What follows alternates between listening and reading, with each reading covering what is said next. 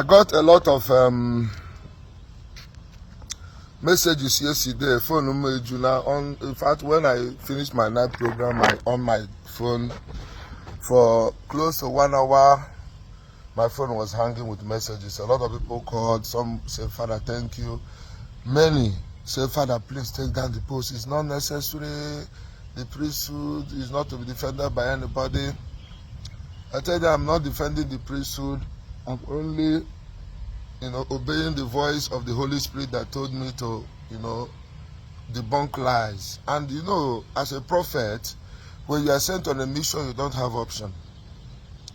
The only thing that I have is pity for souls.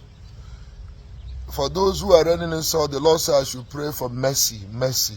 Pray for mercy. Amen. Say, "Oh Lord, forgive them. From my heart, I forgive you." Amen.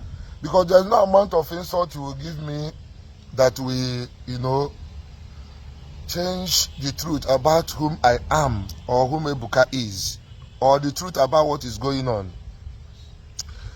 For those who are lost track with the reality, the truth is that the testimony that was lie is after dropping my 12 p.m. video. Then I will tell you who organized the testimony, and I will prove it to you.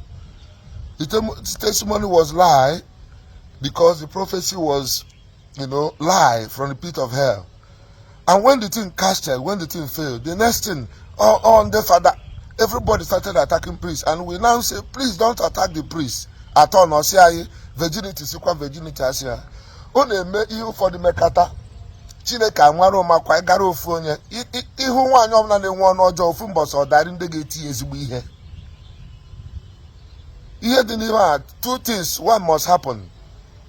Do you understand? It's either I am punished or Ebuka Obi is punished. But I don't care.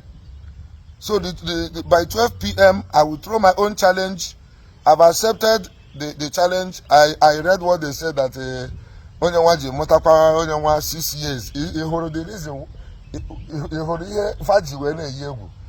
Ha nwere media team ime tie picture ibe. I know they fear all those things. Unu my village, my onye ukpo. And so many poor people who Zionites.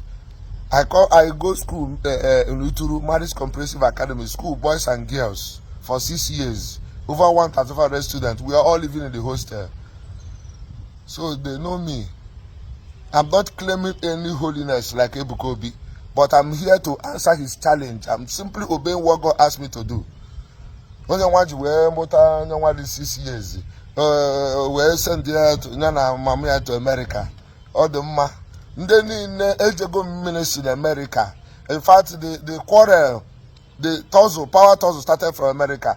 Ndị nọ in America because she told the woman, mama ya, si weta ka apụta, ka ifu ha, ka ebido godi from there. Ọ na-adị m ife mekata. Father pụta ka nwoke si ihe ọwụdị gịnị.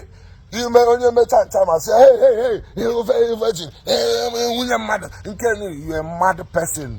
Holiness. We took the vows of celibacy. We paid the price for the Kali Church. Your priests paid the price. At times, some of us work in villages. We didn't marry. We didn't have children. Some of us work in interior places. Some of us are suffering. Even what so many of our priests are doing. Just to conceive all lies where they are not painting black. Many say, take down the video. Why they challenge? I'm not the one challenging Ebuka. The Holy Spirit is challenging him for deceiving people. About Jesus. Okay? Yes. Acts of Apostles. The real truth apụta mmụọ na-edu ya ekuzi ama mmụọ dị ha. So on mekata fada pụta kunu man ya yi abụrụ ga gosi ha on the camera. Unu na are they confused? Ihe abụrụ ga. We are men who could fight. The reason why we don't fight stupidly is because we are regulated by principles and we are under authority. Do you understand? You can't just pointing accusing fingers steadily in a way the beganachi and make mockery. When the Zion, Nataba, or any priest or see the good idiot, now have to go Messiah. Father Buna working and when I brought a man, and they made okay, men attack Gabi me one day. You brought in a day quick. Yeah, I bang it, who call lady. It's not something me rubbish. And me go myself the challenge. Come forward with your whatever you want to come. So let us see from there. Nobody be touch. But I will let you know that the living God can never be deceived. Only high Jerusalem. So no leku do you know what I have lost? And as a ministry in America, more than different 5 to 6 states. On any house I enter without the sticker of Zion. So almost all my close friends, almost all my distance, all of them are Zionites. But I say to my God, money and whatever they are giving me is not the reason why I will swallow the prophecy. Whatever it will cost me, even if it costs me my good name, but as long as I heard the Holy Spirit say, bear witness. This is the same thing I did during the days of Akwakuko. I was the only voice croaking, not because other people are not ready to bear witness, but because the word came to me. The word came to me and I finished the job. And look at where Akwakuko is. I didn't put him there. The God whom he offended, the God whom he defied, because Akwakuko got to the level of saying, "Hey, go okay," and when he had in Mary Punto Great, they want to come on. I know how many times I fought with Akwakuko in the dream. I know how many times. If I'm lying, let the land judge me. Upon and make a man woman. He had to do what can name it. And I'm a no. Only once in a month I promise you. But ask him. I know the fight. And I'm a two parliament make Korea my year. But only by you may. Quote is a booking on. Because of Brahma there. Oh, more in a man. He does be the Maduko. So we don't know when I react is a violent. Yes, I could say on. It's not a and I can't pay. Akwakuko mocked God. Akwakuko mocked what Igbo people stood for. Akwakuko mocked you see the name when I want a banquet. When they made a lot of people were also there. Hey, you have problem with your superior, but God whom I serve gave me the coverage of my superiors. And they make sure I go to them. When the mad beautiful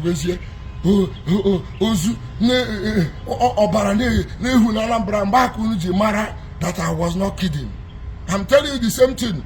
There's no difference between Akwakuko and Ebuka before God and man.